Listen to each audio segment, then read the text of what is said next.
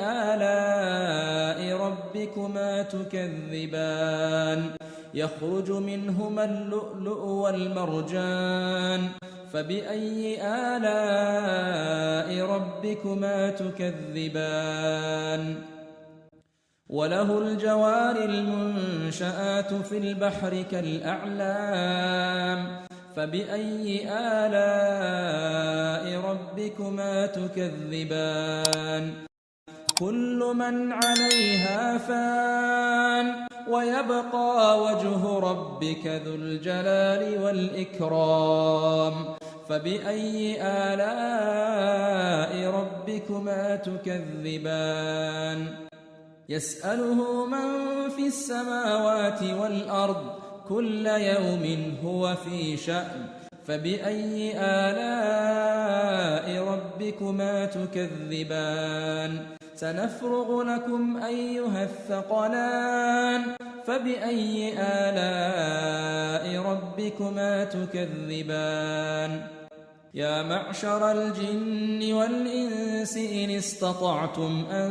تنفذوا من أقطار السماوات والأرض فانفذوا لا تنفذون إلا بسلطان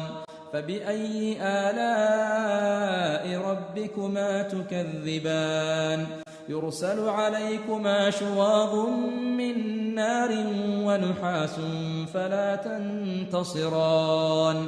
فبأي آلاء ربكما تكذبان فإذا انشقت السماء فكانت وردة كالدهان فبأي آلاء ربكما تكذبان فيومئذ لا يسأل عن ذنبه إنس ولا جان فبأي آلاء ربكما تكذبان يعرف المجرمون بسيماهم فيؤخذ بالنواصي والأقدام فبأي آلاء ربكما تكذبان هذه